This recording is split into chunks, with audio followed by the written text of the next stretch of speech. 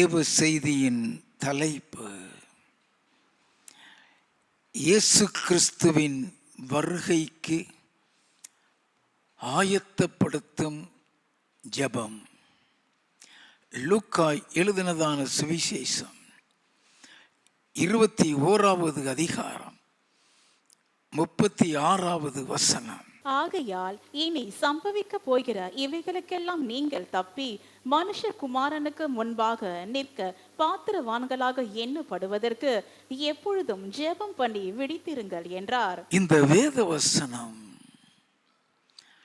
இயேசு கிறிஸ்துவின் இரகசிய வருகையை குறிக்கிறது. இனி சம்பவிக்க போகிற இவைகளுக்கெல்லாம் தப்பி என்றால் 7 வருட உபத்திரவ காலத்திற்கு முன்பு வரக்கூடிய அவருடைய வருகையை குறித்து எழுதப்பட்டுள்ளது. இவைகளுக்கெல்லாம் நீ தப்பி என்றால் அந்தி கிறிஸ்துவினுடைய ஆளுகை நடைபெறக்கூடிய மகா உபத்திரவ காலத்தில் மாட்டிக்கொள்ளாதபடிக்கு அவைகளுக்கெல்லாம் தப்பி அதற்கு முன்பாக நடைபெறும் இரகசிய வருகையில் மனுஷகுமாரனுக்கு முன்பாக நிற்க பாத்திரவான்களாகுவதற்கு எப்போதும் ஜெபம் பண்ணி விழித்திருங்கள் என்றார். அந்த ஜெபம் நம்மை அவருடைய வருகைக்கு ஆயத்தப்படுத்துகிற ஜெபமாக இருக்க வேண்டும். இதை குறித்து இயேசு கிறிஸ்து சொன்னார். மார்க்கு எழுதினதான சுவிசேஷம் 13வது அதிகாரம் 19வது வசனம். ஏனெனில் தேவன் உலகத்தை சிருஷ்டித்தது முதல் இதுவரைக்கும் சம்பவித்திராததும் இனிமேலும் சம்பவியாததுமான உபத்திரவம் அந்நாட்களில் உண்டாயிருக்கும். இதுவரைக்கும் சம்பவித்திராததும் இனிமேல் சம்பவிக்க போகாதமை இருக்கத்தக்கதான ஒரு உபத்திரவத்தை என் ஆண்டவர் சொல்லுகிறார். அவைகளுக்கெல்லாம் தப்பி மனுஷகுமாரனுக்கு முன்பாக நிற்க நல்லா கவனித்துக் கொள்ள வேண்டும். மார்க்கு 13வது அதிகாரம் 24 முதல் 26 வரை. அந்நாட்களிலே அந்த உபத்திரவத்திற்கு பின்பு சூரியன் அந்தகாரப்படும், சந்திரன் ஒளியை கொடாதிருக்கும், வானத்தின் நட்சத்திரங்கள் விடும், வானங்களில் உள்ள சத்துவங்களும் அசைக்கப்படும். அப்பொழுது மனுஷகுமாரன் மிகுந்த வல்லமையோடும் மகிமையோடும் மேகங்களின் மேல் வருகிறதை காண்பார்கள். மனுஷகுமாரன் மிகுந்த வல்லமையோடும் மகிமையோடும் மேகங்களின் மேல் வருகிறதை காண்பார்கள். 33வது வசனம். அக்காலத்தை நீங்கள் அறியாதபடியால் எச்சரிக்கையாயிருங்கள், விழித்திருந்து ஜெபம் பண்ணுங்கள். ஆண்டவர் சொல்லுகிறார், அந்த நாட்களை நீங்கள் அறியாதபடியால் எச்சரிக்கையாயிருங்கள், விழித்திருந்து ஜெபம் பண்ணுங்கள். லூக்கா எழுதினதான சுவிசேஷம் 17வது அதிகாரம் 34 முதல் 36 வரை. அந்த ராத்திரியில் ஒரே படுக்கையில் படுத்திருக்கிற 2 பேரில் ஒருவன் ஏற்றுக்கொள்ளப்படுவான், மற்றவன் கைவிடப்படுவான். திரிகை திரிக்கிற 2 ஸ்திரீகளில் ஒருத்தி ஏற்றுக்கொள்ளப்படுவாள், மற்றவள் கைவிடப்படுவாள். வயலில் இருக்கிற 2 பேரில் ஒருவன் ஏற்றுக்கொள்ளப்படுவான், மற்றவன் கைவிடப்படுவான் என்று உங்களுக்கு சொல்லுகிறேன் என்றார். இது ஆண்டவர் சொன்னது அவருடைய ரகசிய வருகை. 2 பேர்ல ஒருத்தன் ஏற்றுக்கொள்ளப்படுவான், ஒருத்தன் கைவிடப்படுவான். அப்படி கைவிடப்பட்டுவிடக்கூடாது என்பதற்காக தான் விழித்திருந்து ஜெபம் பண்ணுங்கள் என்று சொல்லுகிறார். நல்லா கவனிக்க வேண்டும். மத்தேயு எழுதின சுவிசேஷம் 24வது அதிகாரம் 44வது வசனம். நீங்கள் நினையாத நாழிகையிலே மனுஷகுமாரன் வருவார், ஆதலால் நீங்களும் ஆயத்தமாயிருங்கள். ஆயத்தமாய் இருங்கள். நம்மை ஆயத்தப்படுத்தக்கூடிய ஒரு ஜெபத்துக்குள்ளாக தான் கர்த்தர் நம்மை கொண்டு செல்லுகிறார். இப்படி ஆயத்தப்படுத்தக்கூடிய காரியத்தை குறித்து எசேக்கியேல் தீர்க்கதரிசி எழுதியிருக்கிறார். எசேக்கியேலின் புஸ்தகம் 38வது அதிகாரம் 7வது வசனம். நீ ஆயத்தப்படு, உன்னுடனே கூடின உன் எல்லா கூட்டத்தையும் ஆயத்தப்படுத்து, நீ அவர்களுக்கு காவலாளனாயிரு. நீ ஆயத்தப்படு. நல்ல கவனிங்க. உன்னுடனே கூடின எல்லா கூட்டத்தையும் ஆயத்தப்படுத்து, நீ அவர்களுக்கு காவலனாயிரு. ஒரு சபைக்கு சொல்லப்படுகிறதான ஒரு வார்த்தை. இயேசு கிறிஸ்துவினுடைய வருகையின் நோக்கத்தை நாம் தெரிந்து கொள்ள வேண்டும். அந்த நோக்கத்தை தெரிந்து கொண்டால் மாத்திரமே நாம் நம்மை ஆயத்தப்படுத்த முடியும்.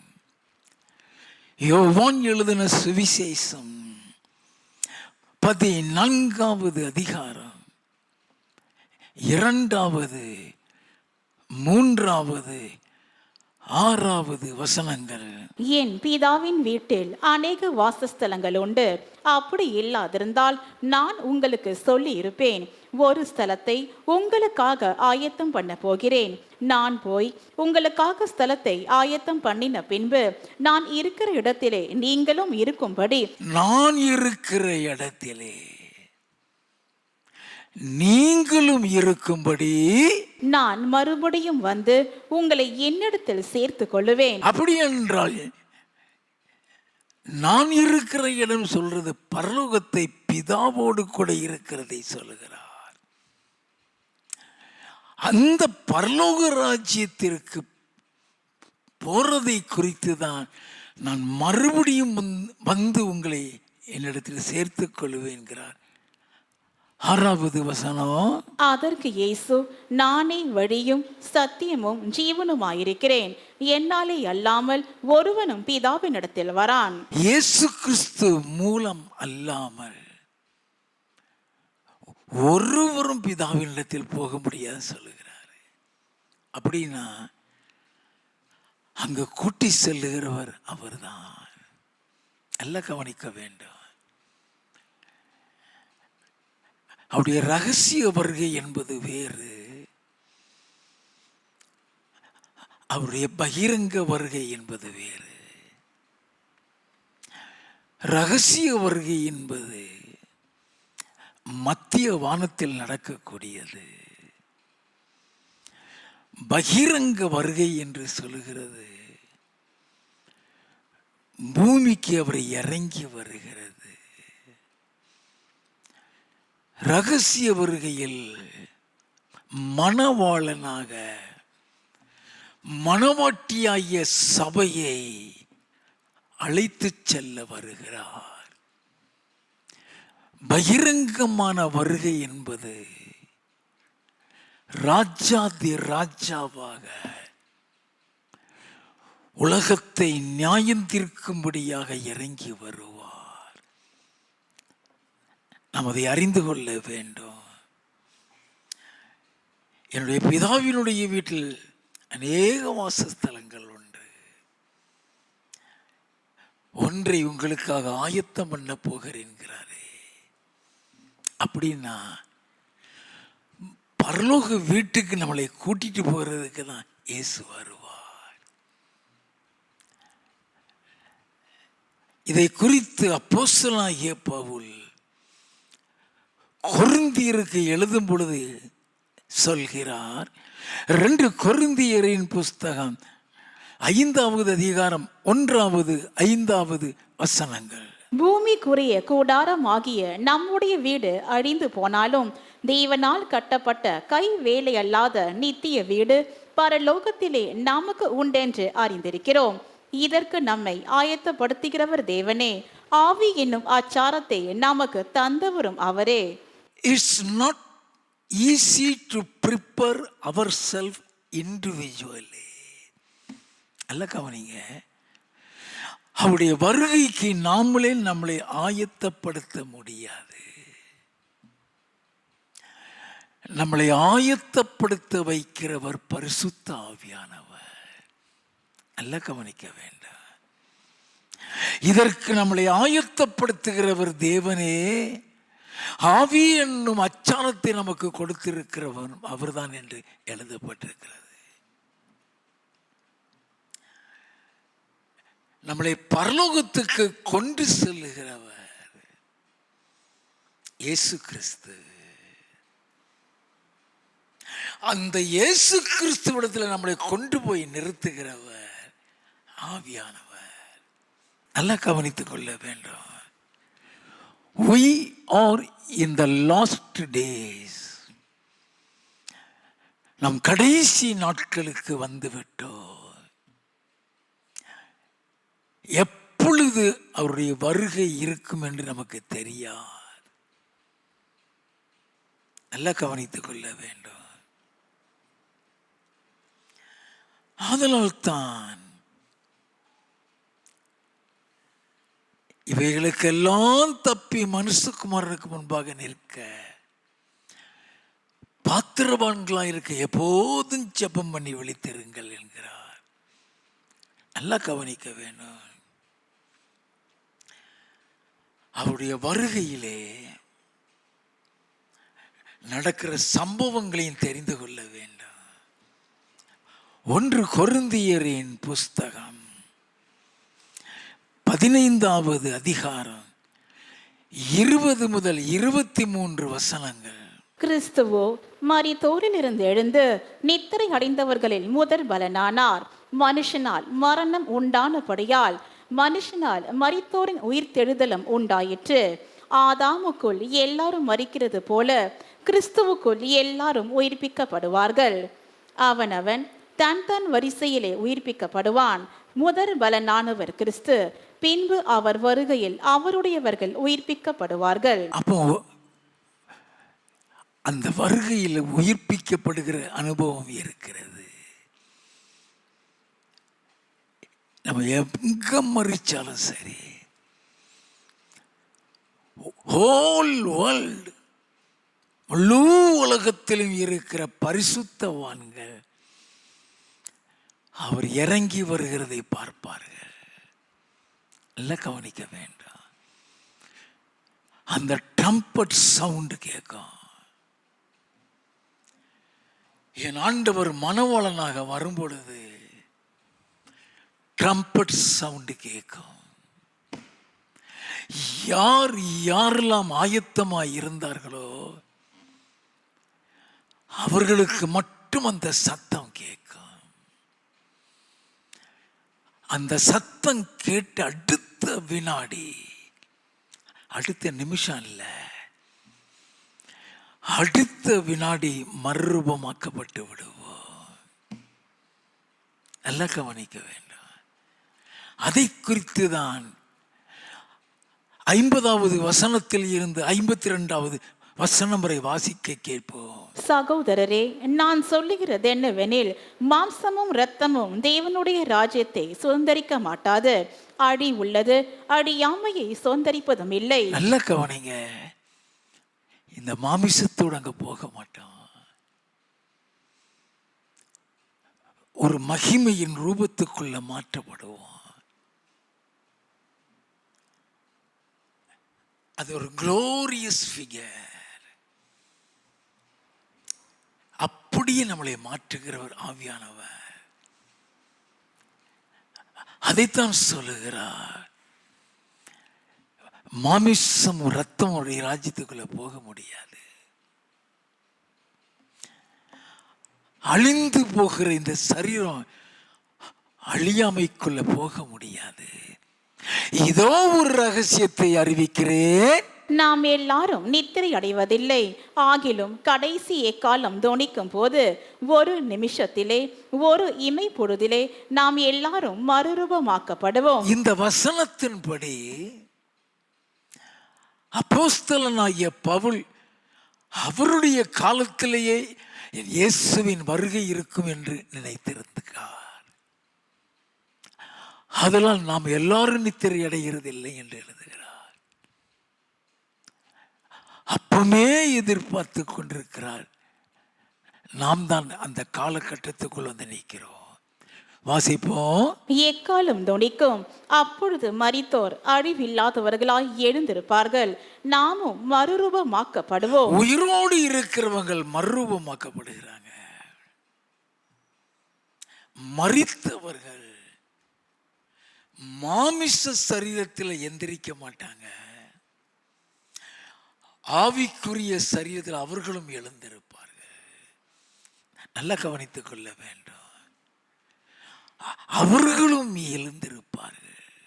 1 தெசலோனிக்கேயரின் புஸ்தகம் 4வது அதிகாரம் 14 முதல் 17 வரை வாசிக்க கேட்போம். இயேசுவானவர் மரித்து பின்பு எழுந்திருந்தார் என்று விசுவாசிக்கிறோமே, அப்படியே இயேசுவுக்குள் நித்திரை அடைந்தவர்களையும் தேவன் அவரோடு கூட கொண்டு வருவார். இயேசுவுக்குள் நித்திரை அடைந்தவர்கள்னா அர்த்தம் என்ன? The one who died in Christ, ரட்சிக்கப்பட்டவர்கள் என்ற அர்த்தம். நல்லா கவனிக்க வேண்டும். யாரெல்லாம் ரட்சிக்கப்பட்டு மரித்திருக்கிறார்களோ அவர்களை குறித்தான் இயேசுவுக்குள் நித்திரை அடைந்தவர்களே என்று எழுதப்பட்டிருக்கிறது. வாசிப்போம். கர்த்தருடைய வார்த்தையை முன்னிட்டு நாங்கள் உங்களுக்கு சொல்லுகிறதாவது, கர்த்தருடைய வருகை மட்டும் உயிரோடு இருக்கும் நாம் நித்திரை அடைந்தவர்களுக்கு முந்திக் கொள்வதில்லை. ஏனெனில் கர்த்தர் தாமே ஆரவாரத்தோடும் பிரதான தூதனுடைய சத்தத்தோடும் தெய்வ எக்காலத்தோடும் வானத்தில் இருந்து இறங்கி வருவார். அப்பொழுது கிறிஸ்துவுக்குள் மரித்தவர்கள் முதலாவது எழுந்திருப்பார்கள். அப்பொழுது ரட்சிக்கப்பட்டு மரித்தவர்கள் கிறிஸ்துவுக்குள் மரித்தவர்கள் சொன்னா, ஒருவன் கிறிஸ்துவுக்குள் இருந்தால் புது சிருஷ்டியாய் இருக்கிறான். பழையவைகள் ஒளிந்து போயின, எல்லாம் புதிதாயின என்று 2 கொரிந்தியர் 5:17 எழுதப்பட்டிருக்கிறது. யாரெல்லாம் புதிய மனுஷனாக மரித்திருக்கிறார்கள், அதாவது நியூ கிரீச்சர், புதிய மனுஷன் சொல்றது மறுபடியும் பிறக்கிற அனுபவம். மறுபடியும் பிறக்கிற அனுபவம்.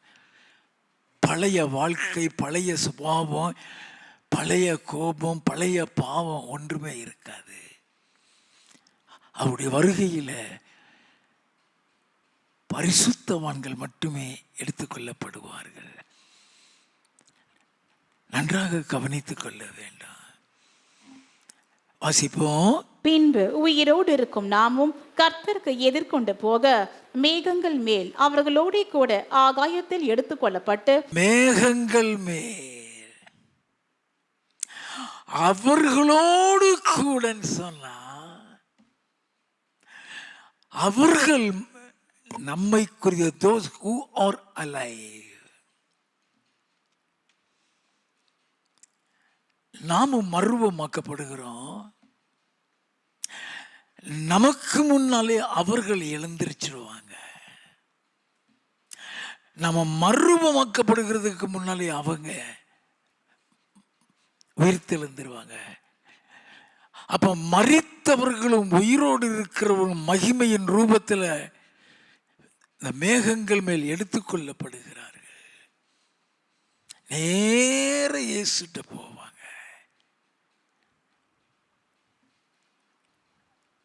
வாசிப்போம். இவ்விதமாய் எப்பொழுதும் கர்த்தருடனே கூட இருப்போம். எப்பொழுதும் கர்த்தரோடு கூட. எத்தனை மகிழ்ச்சி! அங்க கண்ணீர் கிடையாது, அங்க கவலை கிடையாது, அங்க பொறாமை கிடையாது, அங்க விரோதம் கிடையாது. மகிழ்ச்சியை தவிர எந்த உலக காரியம் அங்க கிடையாது. அந்த நாளுக்காக நம்ம எவ்வளவுத்துக்கு எவ்வளவு எதிர்பார்க்கிறோமோ அவ்வளவுத்துக்கு அவ்வளவு நாமே நம்மளை ஆயத்தப்படுத்தி விடுவோம். நல்லா தெரிந்து கொள்ள வேண்டும். அப்போஸ்தலனாகிய பேதுருவும் சொல்லுகிறார், 2 பேதுருவின் புஸ்தகம் 3வது அதிகாரம் 10 முதல் 14 வசனங்களை வாசிக்க கேட்போம். கர்த்தருடைய நாள் இரவிலே திருடன் வருகிற விதமாய் வரும். இரவிலே திருடன் வருகிற விதமாய் வரும்.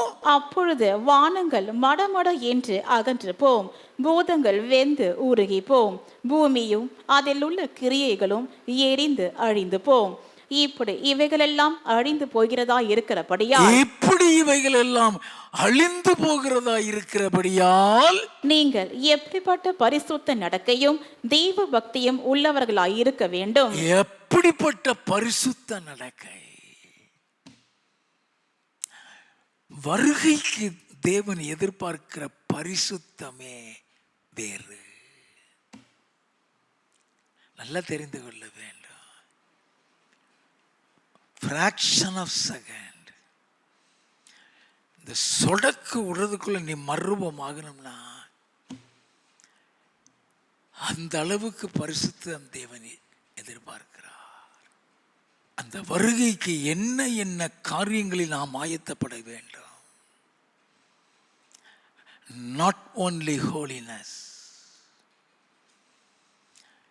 there are several expectations of God to be transformed like Jesus. எல்லாம் கவனித்துக் கொள்ள வேண்டும். மாறுகிறோன்னு சொன்னா நான் மகிமையின் ரூபம்னு சொன்னேன். அவரை போல் மாறுகிறோம்.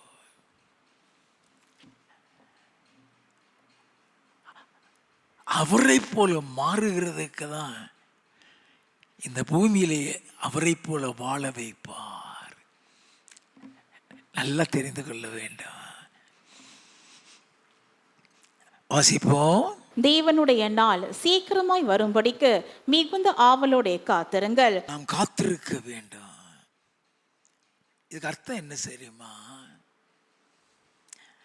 தேவனுடைய நாள் சீக்கிரமாய் வரும்படி காத்திருங்கள்னா அவருடைய வருகையை குறித்து அஜாக்கிரதையா இருக்காதுன்னு அர்த்தம். இன்னும் தாமதிப்பார் நினைச்சுக்கிட்டு இருக்காதுன்னு அர்த்தம். தேவனுடைய நாள் சீக்கிரமாய் வரும்படிக்கு மிகுந்த ஆவலோடு காத்திருங்கள். அந்த நாளில் வானங்கள் வெந்து அழிந்து பூதங்கள் எரிந்து உருகிப்போம். அவருடைய வாக்குத்தத்தத்தின்படியே நீதி வாசமாயிருக்கும். புதிய வானங்களும் புதிய பூமியும் உண்டாகும் என்று காத்திருக்கிறோம். புதிய வானமும் புதிய பூமி உண்டாகும் என்று காத்திருக்கிறோம். ஆகையால் பிரியமானவர்களே, இவைகள் வர காத்திருக்கிற நீங்கள் கரையற்றவர்களும் பிழை இல்லாதவர்களுமாய் சமாதானத்தோட அவர் சன்னதியில் காணப்படும்படி ஜாக்கிரதையாயிருங்கள். கரையற்றவர்கள் என்பது வேறு, பிழை இல்லாதவர்கள் என்பது வேறு, சமாதானத்தோடு என்பதும் வேறு. நல்லா கவனிக்க வேண்டும். வேதத்தில் ஒரு வசனம் எழுதப்பட்டிருச்சுதா 100% அந்த வசனத்தின்படி நடக்கும். அப்ப ஆண்டவருடைய வருகையில கரையோடு போக முடியாது, பிழையோடு போக முடியாது, சமாதானம் இல்லாமலும் போக முடியாது. எல்லாம் தெரிந்து கொள்ள வேண்டும். போகட்டும். ஆகையால் இனி சம்பவிக்க போகிற இவைகளுக்கெல்லாம் தப்பி மனுஷகுமாரனுக்கு முன்பாக நிற்க பாத்திரவான்களாக எண்ணப்படுவதற்கு எப்போதும் ஜெபம் பண்ணி விழித்திருங்கள் என்றாரு. அப்படியான அவருடைய வருகைக்கு நம்மளை ஆயத்தப்படுத்தக்கூடிய ஒரு ஜெபத்தை குறித்து கர்த்தர் சொல்லிக் கொடுக்கிறார். God expects a prayer that prepares every one of us for his coming. நல்ல கவனித்துக் கொள்ள வேண்டும். பரலோகத்தை சுதந்திரிக்கணும், மேலே போகணும். நம்மிடத்தில் அவர் எதிர்பார்க்கிற சில காரியங்கள் உண்டு. அத்தன்படி நாம் ஜெபிக்க வேண்டும். preparatory prayer for the rapture. நல்லா கவனிக்க வேண்டும். It's a preparatory prayer for the rapture. அவருடைய ரகசிய வருகைக்கு ஆயத்தப்படுத்தக்கூடிய ஜெபம். அப்படி என்றால் அங்க போனோம்னா தேவனுடைய எதிர்பார்ப்புகள் என்ன? நம்பர் 1, எபிரேயரின் புஸ்தகம் 12வது அதிகாரம் 14வது வசனம். யாவரோடும் சமாதானமாய் இருக்கவும் பரிசுத்தம் உள்ளவர்களாய் இருக்கவும் நாடுங்கள், பரிசுத்தம் இல்லாமல் ஒருவனும் கர்த்தரை தரிசிப்பதில்லையே. அப்ப ஆண்டவருடைய வருகையில இந்த பிரதானமா தேவன் எதிர்பார்க்கிறது பரிசுத்தம். யாவரோடும் சமாதானமாய் இருக்கவும் பரிசுத்தம் உள்ளவர்களாக இருக்கவும் நாடுங்கள் சொல்லிட்டு தானே பரிசுத்தம் இல்லாமல் ஒருவனையும் கர்த்தரை தரிசிக்க முடியாதுன்னு சொல்றான். அந்த சமாதானத்தில் பரிசுத்தம் அடங்கி இருக்கிறது.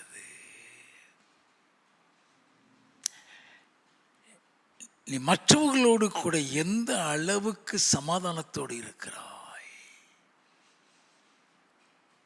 ஒரு சின்ன கசப்பு, ஒரு வெறுப்பு, பகை இருந்தா போகவே முடியாது. அது எப்படி உங்களை கரைப்படுத்துங்கிறதை நான் உங்களுக்கு சொல்லிக் கொடுப்பேன்.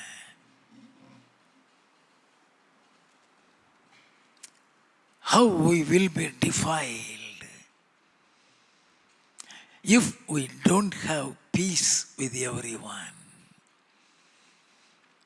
நமக்கு தெரியாது.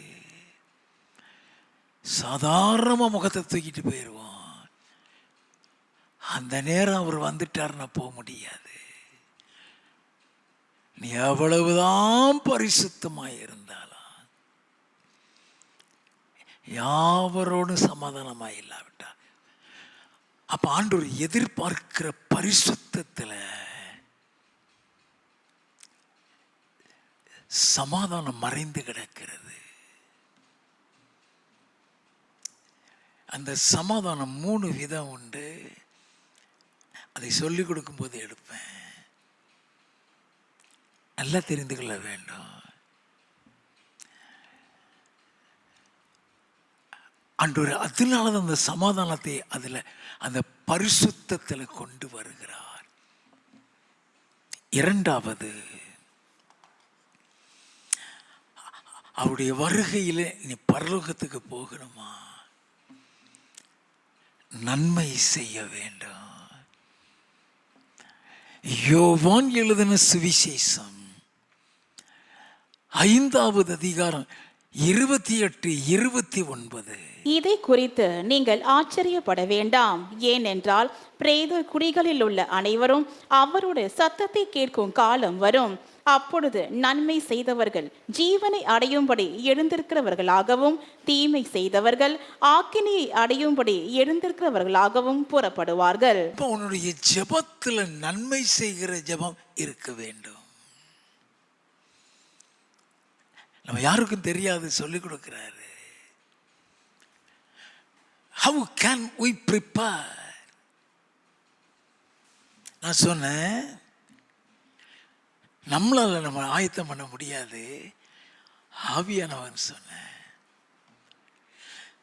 The Holy Spirit will create an opportunity to do good. நீ நன்மை செய்யும்படியான சந்தர்ப்பங்களை ஆவியானவர் உருவாக்கி கொடுப்பார். நமக்கு அது ஆவியானவர் உருவாக்கி கொடுக்கிறான்னு தெரியாது, ஈஸியா ஸ்லிப்பாகி போயிடுவோம்.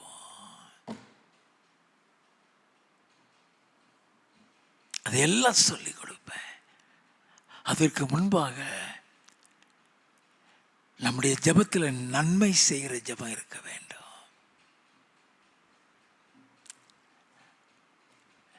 நாம் அதை அறிந்து கொள்ள வேண்டும். உன் ஜெபத்தில் எத்தனை பேர் ரட்சிக்கப்பட்டிருக்கிறாங்க? நீ நன்மை செய்கிறாய். உன் ஜெபத்தில் எத்தனை பேர் சுகமாய் இருக்கிறாங்க? நீ நன்மை செய்கிறாய்.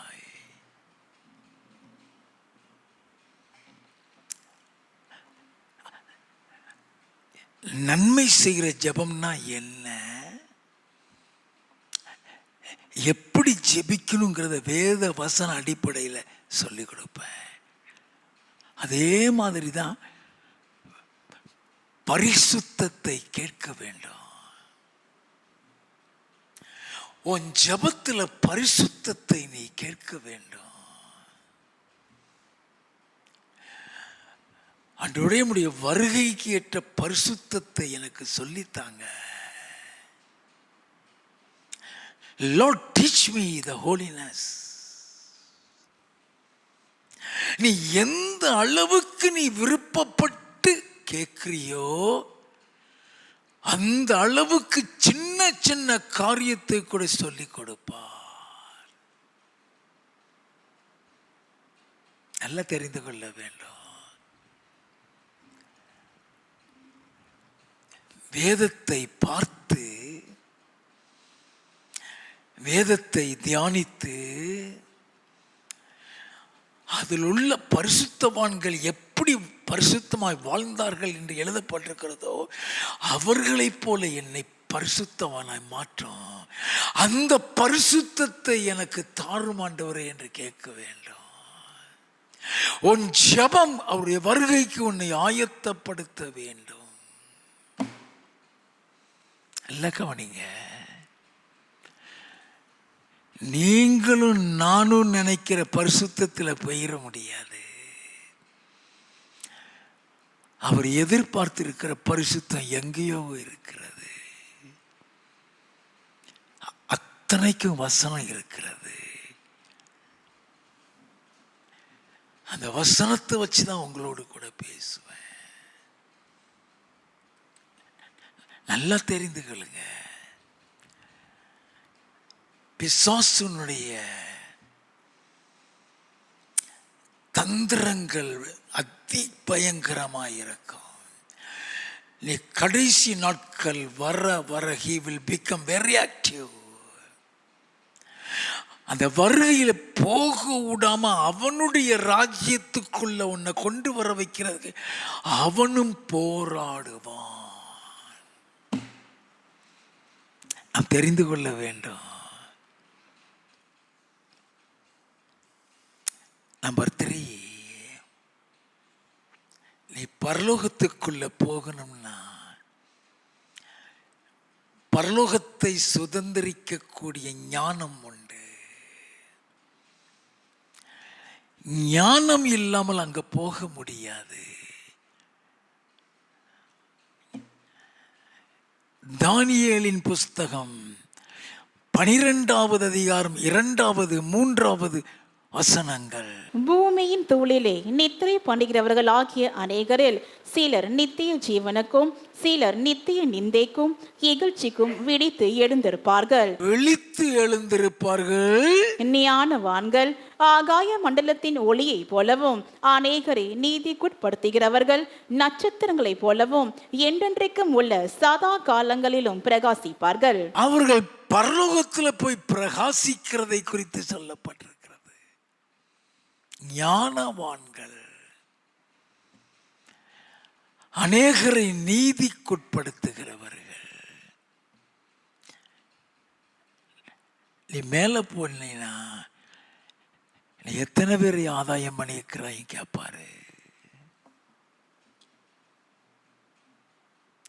அதுல ஞானம் இருக்குது. இந்த ஞானத்தை குறித்து விளக்கமாக எடுப்பேன். எப்படி சாதாரணமாக பிசாசு நம்மளை கலட்டிடுவான், இந்த ஞானம் சொல்லி கொடுத்துரும். It's from Satan. இது பிசாசின் காரியம். ஞானம் சொல்லி கொடுத்துரும். நல்லா கவனித்துக் கொள்ள வேண்டும். அப்போ உன் ஜபத்தில், வருகைக்கு உண்டான ஜபத்தில் பரலோகத்தை சுதந்திரிக்கிற ஞானத்தை கேட்க வேண்டும். ஒவ்வொரு நாளும் இந்த ஞானத்தை கேட்க வேண்டும். யாக்கோபின் புஸ்தகம் 1வது அதிகாரம் 5வது வசனம். உங்களில் ஒருவன் ஞானத்தில் குறைவுள்ளவனாயிருந்தால் யாவருக்கும் சம்பூர்ணமாய் கொடுக்கிறவரும் ஒருவரையும் கடிந்து கொள்ளாதவருமாகிய தேவனிடத்தில் கேட்க கடவன். தேவனிடத்தில் கேட்க கடவன். கேட்கணும். பெரிய ஞானி மாதிரி உட்கார்ந்துட்டு இருக்க கூடாது. எனக்கு ஞானமே இல்லை ஆண்டவரே, எனக்கு ஞானத்தை தாரும். அதில் அவர் பிரியமாக இருப்பார். ஒரு மனுஷன் பரிசுத்தமாக இருக்கிறதுல எவ்வளவு பிரியமாக இருப்பாரோ அதே மாதிரி ஞானமாக இருந்தால் பிரியமாக இருப்பார். நீதிமொழிகளின் புஸ்தகம் 23வது அதிகாரம் 15வது வசனம். என் மகனே, உன் இருதயம் ஞானம் உள்ளதாயிருந்தால் என்னிலே என் இருதயம் மகிழும். அந்த ஞானத்தை பார்த்து அவர் மகிழ்வாரு. ஏன் தெரியுமா? இவன் நம்மகிட்ட வந்துடுவான், இவன் நம்மகிட்ட வந்துடுவான். இவனை பிசாசு ஜெயிக்க முடியாது. அதனால் ஆண்டவர் அதுல மகிழ்ச்சியா இருப்பாரு. போகட்டும். அடுத்தபடியாக அவருடைய வருகையில அவருக்கு முன்பாக பாத்திரவான்களா இருக்கணும்னா உண்மையாய் இருக்க வேண்டும். வெளிப்படுத்தின விசேஷம் 17வது அதிகாரம் 14வது வசனத்தின் பிற்பகுதி. அவரோடு கூட இருக்கிறவர்கள் அழைக்கப்பட்டவர்களும் தெரிந்து கொள்ளப்பட்டவர்களும் உண்மை உள்ளவர்களுமாய் இருக்கிறார்கள் என்றார். உண்மை உள்ளவர்கள்.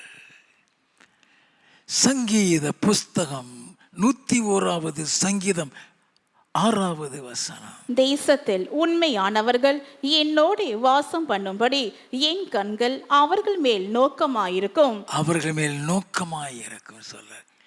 இந்த உண்மையை குறித்து நாம் தொடர்ந்து தியானித்தோம். உன் ஜபத்தில் அந்த உண்மையை கேட்க வேண்டும். ஆண்டவரே, நீர் எதிர்பார்க்கிற உண்மையை எனக்கு சொல்லித்தாங்க ஆண்டவரே. சொல்லி கொடுப்பாரு. Ask the Lord. நீர் எதிர்பார்க்கிற உண்மையை எனக்கு சொல்லித்தாங்க ஆண்டவரே. Spend at least 1 hour for your edification, உன்னுடைய பக்தி விருத்திக்காக, உன்னுடைய பரிசுத்தத்திற்காக, அவருடைய வருகையில் நீ ஆயத்தப்படுகிறதற்காக குறைஞ்சது 1 மணி நேரமாவது ஜெபி. இல்லைன்னா சாதாரணமாக தட்டிட்டு போயிடுவான், சாதாரணமாக தட்டிட்டு போயிடுவான். இருதயத்திற்கு ஏற்ற தாவீதையே விழ வைத்தவன், உலகத்திலேயே யாரும் பெறாத அபிஷேகத்தை பெற்ற சிம்சோனையே விழ வைத்தவன், உலகத்தில் யாருக்கும் கொடுக்காத, யாரும் பெற்றுக்கொள்ளாத ஞானத்தை பெற்ற சாலமோனையே வழிதவற வைத்தவன். நல்லா கவனிக்க வேண்டும். நமக்கு தெரியாது, ஆண்டோடைய எதிர்பார்ப்புலாம் தெரியாது. எதுல பாவம் மறைந்து கிடக்கு, எதுல கர்த்தர் வெறுப்பா இருக்கா நமக்கு தெரியாது. அவர்கிட்ட கேட்கணும், சொல்லிக் கொடுங்க ஆண்டவரே, எப்படி உமக்கு பிரியமான உண்மையை நடக்கணும் சொல்லிக் கொடுப்பாரு. அடுத்தபடியாக அவரோடு கூட போய் நிற்கணும்னா அன்பு இருக்க வேண்டும். அது சாதாரண அன்பு அல்ல. 1 யோவானின் புஸ்தகம் 4வது அதிகாரம் 17வது 18வது வசனங்கள். நியாய தீர்ப்பு நாளிலே நமக்கு தைரியம் உண்டாய் இருக்கத்தக்கதாக அன்பு நம்மிடத்தில் பூரணப்படுகிறது. ஏனென்றால் அவர் இருக்கிற பிரகாரமாக நாமும் இவ்வுலகத்தில் இருக்கிறோம். அன்பிலே பயமில்லை. பூரண அன்பு பயத்தை புறம்பே தள்ளும். பயமானது வேதனை உள்ளது. பயப்படுகிறவன் அன்பில் பூரணப்பட்டவன் அல்ல. நல்ல கவனிங்க. ஏன் பயம் வருது நமக்கு?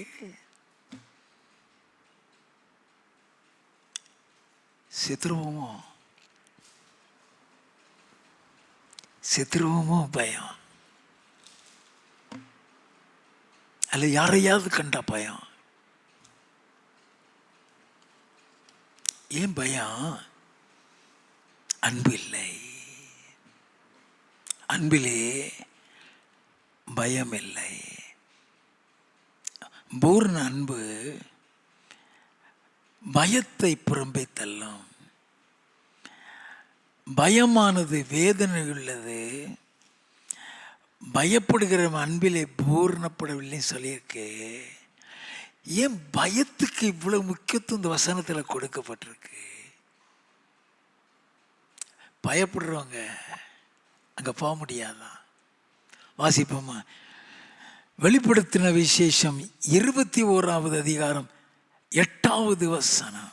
பயப்படுகிறவர்களும் அவிசுவாசிகளும். பயப்படுகிறவர்களும். இந்த பயப்படுகிறவர்கள் எந்தெந்த கேட்டகரியில கொண்டு வர்றான் பாருங்க. அவிசுவாசிகளும், அருவருப்பானவர்களும், கொலை பாதகரும், விபச்சாரக்காரரும்,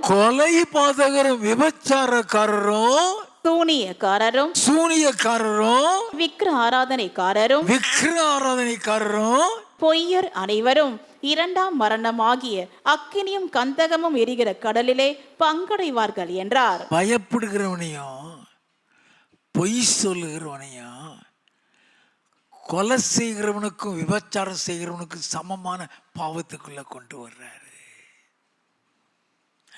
2ஆம் மரணமாகிய அக்கினியும் கந்தகம் எரிகிற கடல்ல கொண்டு போய் போட்டுருவாராம்.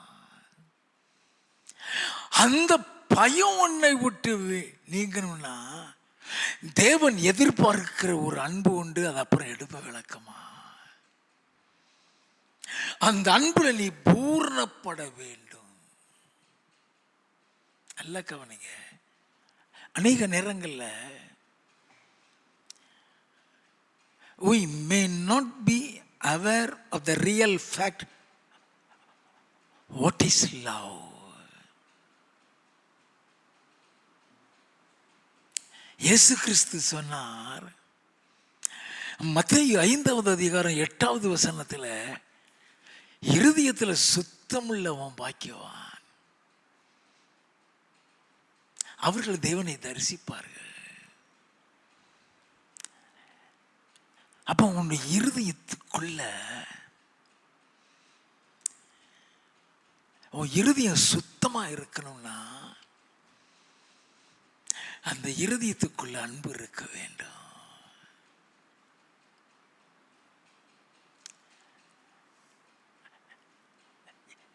என்ன தீமையா உன்னை குறித்து பேசினாலும்,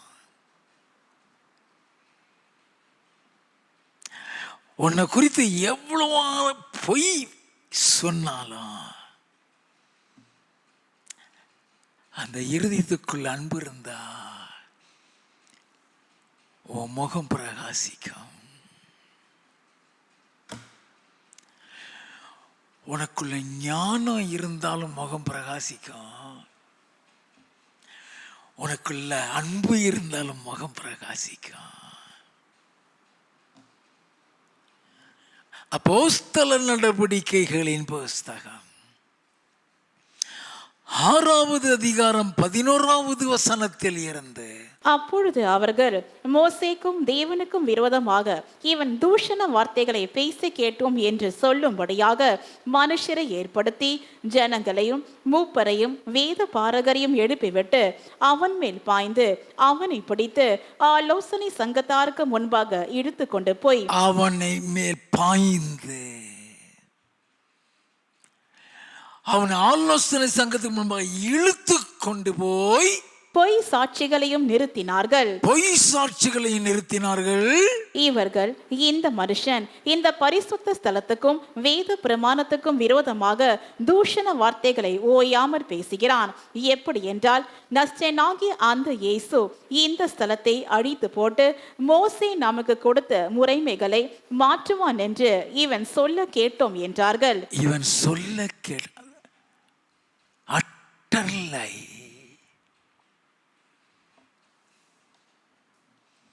நல்ல கவனிங்க. இயேசு சமாரியாவுக்கு போகணும்னு சொல்லி இடத்த பார்த்துடுவான், அங்கே தங்க இடம் இருக்கா, அங்கே வசதி இருக்கான்னு பார்த்துடுவான்னு சொல்லி யாக்கோபு யோவானை அனுப்பி விடுறாரு. அவனை இவனுங்களை பிடிச்சி விரட்டி விட்டான், இயேசு வரக்கூடாதுன்ட்டான். உடனே ஆண்டவர் எலியா செஞ்சது மாதிரி அக்னியை இறக்கட்டுமான். இயேசு திட்டியே போட்டார், நீங்க என்ன ஆவியுள்ளவர் என்பதை அறியீர்கள். அப்படின்னா இப்ப இவனுக்கு விரோதமாக அவ்வளவு தீமையை சொல்றாங்க. 15வது வசனம், ஆலோசனை சங்கத்தில் உட்கார்ந்திருந்த அனைவரும் அவன் மேல் கண்ணோக்கமாயிருந்து அவன் முகம் தேவதூதன் முகம் போல் இருக்க கண்டார்கள். உன் இருதயம் எப்படி இருக்கோ அப்படிதான் உன் முகம் இருக்கும்.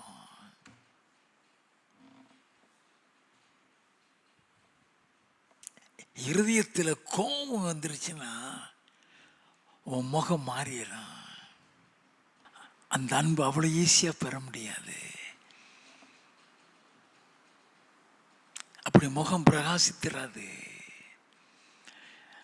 அந்த அனுபவத்தினை பெற்றுக்கொள்ளணும்னா பல பாதைகளில் கொண்டு செல்வார். அவர் கொண்டு செல்கிற ஒவ்வொரு பாதையும் உன்னை உடைச்சி நொறுக்கிறோம். பீஸ் பீஸா உன் இறுதியெல்லாம் கலண்டுரும். அப்படி இருதயத்தை உடைச்சு தான் அந்த அன்பை கொடுப்பார். நல்லா தெரிந்து கொள்ள வேண்டும். அன்பில் பூரணம்னு சொல்லப்படுகிறது. அது அடிச்சு உடம்பெல்லாம் கிழிச்சு கையையும் காலையும் சிலுவையில் ஆணி அடிச்சு சாகடிச்சாங்களே, அப்படி சாகிறதுக்கு முன்னால சொன்ன வார்த்தை தான், பிதாவே இவர்களை மன்னியும், தாங்கள் செய்கிறது இன்னதென்று அறியாது இருக்கிறார்களே. அன்பு, அந்த அன்பு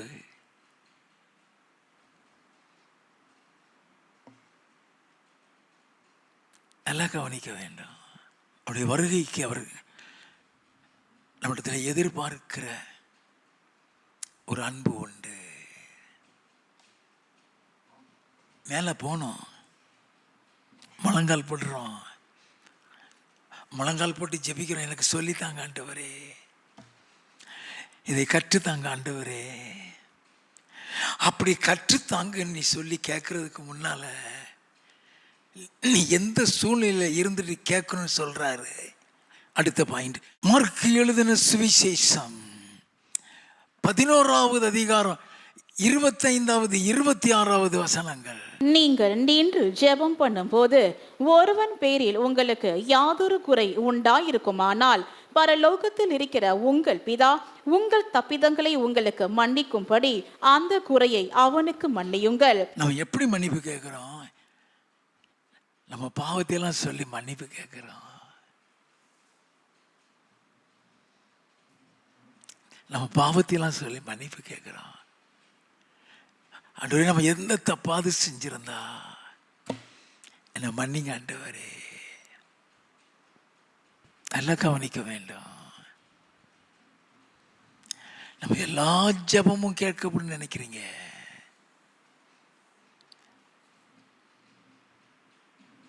எல்லா ஜெபம் கேட்கப்படணும்னா அந்த வசனத்தின்படி நம்ம நடக்க வேண்டும். நீ சாதாரணமாக முகத்தை திருப்பிட்டு போயிடுவ, அது யாருக்குமே தெரியாது. அவர் பார்த்து கொண்டிருப்பார், அவர் பார்த்து கொண்டிருப்பார். அப்போ நம்முடைய அவர் எதிர்பார்க்கிற அந்த அவருடைய வருகையில் அவருக்கு முன்பாக நிற்கணும்னா நீ மன்னிச்சினாதான் உன் பாவம் மன்னிக்கப்படுமா. மத்தேயு எழுதினதான சுவிசேஷம் 6வது அதிகாரம் 14வது 15வது வசனங்கள். மனுஷருடைய தப்பிதங்களை நீங்கள் அவர்களுக்கு மன்னித்தால் உங்கள் பரமபிதா உங்களுக்கு மன்னிப்பார். மனுஷருடைய தப்பிதங்களை நீங்கள் அவர்களுக்கு மன்னியாதிருந்தால் உங்கள் பிதா உங்கள் தப்பிதங்களையும் மன்னியாதிருப்பார். நல்லா கவனிங்க. உன்னால மன்னிக்க முடியலைன்னா நீ எவ்வளவுதான் சுத்திகரித்து ஜெபித்தாலும் பிரயோஜனப்படாது. நமக்கு தெரியாது தேவன் எப்படிப்பட்ட பரிசுத்தத்தை எதிர்பார்க்கிறான் தெரியாது. Bitterness is a poison to spoil your holiness. எல்லாம் தெரிந்து கொள்ள வேண்டாம்.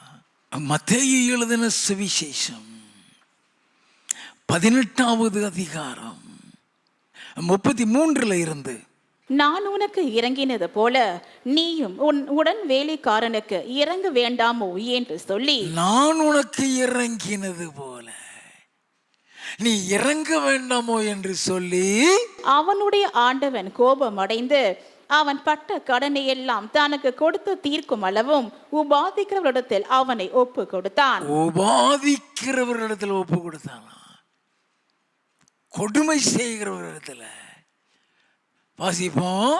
நீங்களும் அவனவன் தன் தன் சகோதரன் செய்த தப்பிதங்களை மனப்பூர்வமாய் மன்னியாமற் போனால் என் பரமபிதாவும் உங்களுக்கு இப்படியே செய்வார் என்றார். நல்லா கவனிச்சுக்கிட்டீங்களா? பரலோகத்தை சுதந்திரிக்க தேவனாகிய கர்த்தர் நம்மிடத்தில் எதிர்பார்க்கும் இத்தனை காரியங்களையும் ஜபத்தில் கேட்கணும். எனக்கு அன்பை தாருங்க ஆண்டவரே, மன்னிக்கும் அன்பை தாங்க ஆண்டவரே.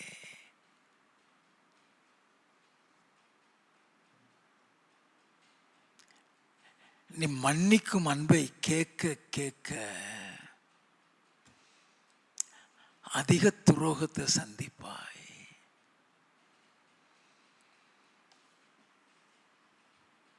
சந்திக்க வைப்பாரு.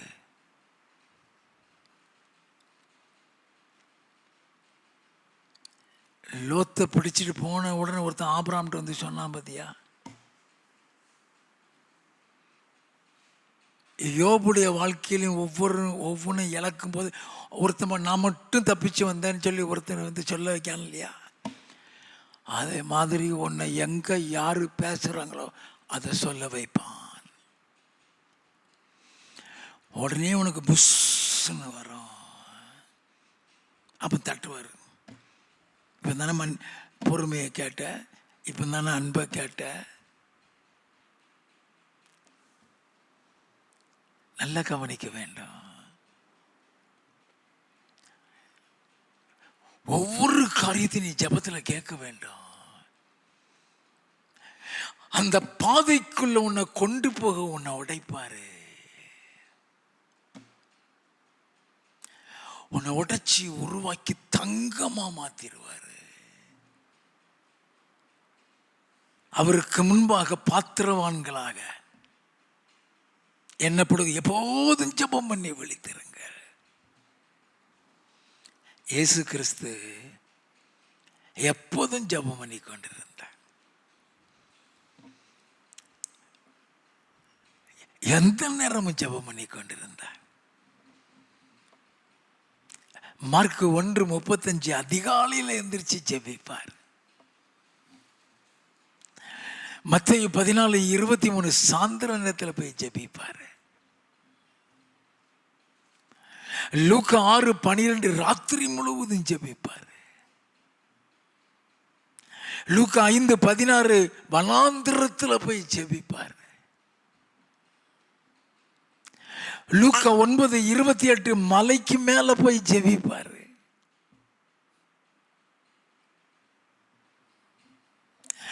லூக்கா 9:18 சீசர்களோடு கூட போய் ஜெபிப்பார். நல்லா கவனிங்க. ஏன் ஜெபிக்கிறாரு? எதற்காக எப்பவும் ஜெபம் பண்ணிக்கிட்டு இருக்கிறாரு? பிதாட்ட ஒரு காரியத்தை சொல்லிட்டு வருவார், அதை நிறைவேற்றலாம். பிதாட்ட என்ன சொல்லிட்டு வருவார் தெரியுமா?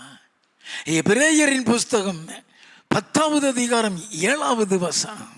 அப்பொழுது நான், தேவனே, உம்முடைய சித்தத்தின்படி செய்ய இதோ வருகிறேன், புஸ்தக சுருளில் என்னை குறித்து எழுதியிருக்கிறது என்று சொன்னேன் என்றார். தேவனே, உம்முடைய சித்தத்தின்படி செய்ய வருகிறேன்கிறாரே. அந்த சித்தத்தை குறித்து இயேசு சொன்னார். மத்தேயு 7வது அதிகாரம் 21வது வசனம். பரலோகத்தில் இருக்கிற என் பிதாவின் சித்தத்தின்படி செய்கிறவனே பரலோக ராஜ்யத்தில் பிரவேசிப்பானே அல்லாமல் என்னை நோக்கி கர்த்தாவே கர்த்தாவே என்று சொல்லுகிறவன் அதில் பிரவேசிப்பதில்லை. நல்லா கவனிங்க. அந்த சித்தம் நிறைவேறணும். அந்த சித்தம் நிறைவேறதுக்காக தான் ஜெபிக்கிறாரு. அந்த ஜெபத்தில் அநேக காரியம் கற்றுக்கொள்ளுகிறாரு. காலையில் போகிறாரே, மார்க் 1:35 அதிகாலையில் இருட்டோடு எழுந்து வனாந்திரமான ஒரு இடத்துல போய் ஜெபம் பண்ணாருன்னு போட்டிருக்கு. ஏன் காலை ஜெபத்தினுடைய மகிமை தெரியுமா?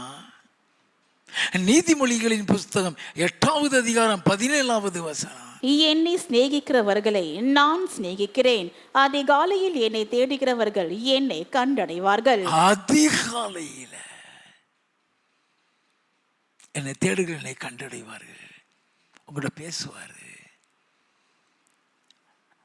அநேக காரியங்கள் சொல்லிக் கொடுப்பாரு. நல்லா கவனிங்க. அப்ப ஆண்டவர் இந்த காலையில போனாரே, எப்படி கற்றுக்கொண்டாரா? ஏசாயா தீர்க்கதரிசியின் புஸ்தகம் 50வது அதிகாரம் 4வது வசனம். இலை படைந்தவனுக்கு சமயத்திற்கேற்ற வார்த்தை சொல்ல நான் அறியும்படிக்கு கர்த்தராகிய ஆண்டவர் எனக்கு கல்விமானின் நாவை தந்தருளினார். கல்விமானின் நாவை தந்தருளினார். காலைதோறும் என்னை எழுப்புகிறார். காலைதோறும் என்னை எழுப்புகிறார். கற்றுக் கொள்ளுகிறவர்களைப் போல நான் கேட்கும்படி என் செவியை கவனிக்க செய்கிறார். கற்றுக்கொள்ளுகிறவன் போல நான் கேட்கும்படி என் செவியை திறக்கிறாரு.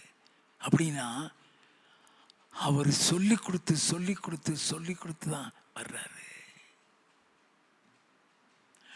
ஒரு காரியம் பிதாவுடைய உத்தரவு இல்லாம செய்ய மாட்டாரு.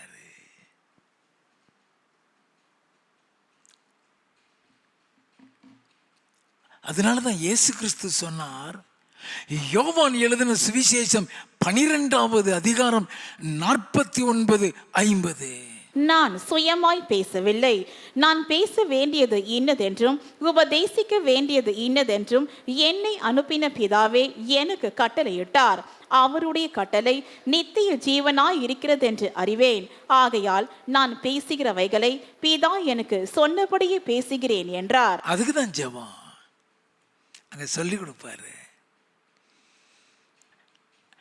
அப்படி நான் கற்றவன் சொல்லி கொடுப்பேன். நம்ம எப்படி நடக்கணும் சொல்லி கொடுப்பாரு. அவருடைய சமூகத்தில் போய் அழ வேண்டும். ஒவ்வொரு காரியத்தையாக கேட்க வேண்டும். நீ எப்படி நடக்கணும்னு சொல்லி கொடுப்பாரு. நல்லா தெரிந்து கொள்ள வேண்டும். இயேசு கிறிஸ்து ஒன்று கூட மாம்சத்தில் செஞ்சது கிடையாது. எல்லாம் பிதா சொல்லி கொடுத்தா செய்வார்.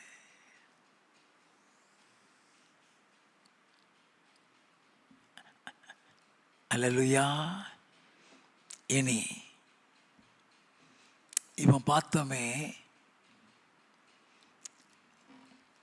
தேவன் எதிர்பார்க்கிற பரிசுத்தம், தேவன் எதிர்பார்க்கிற நன்மை செய்தல், தேவன் எதிர்பார்க்கிற ஞானம், உண்மை. நல்ல கவனிங்க. அன்பு, மன்னிக்கும் சுபாவம், இதையெல்லாம் எப்படி ஜெபித்து கேட்க வேண்டும்? நீ ஜெபித்து கேட்க எப்படி அந்த பாதையில நடத்துவார்? இதை விவரமா வசன ஆதாரத்தோடு உங்களோடு கூட பேசுவேன்.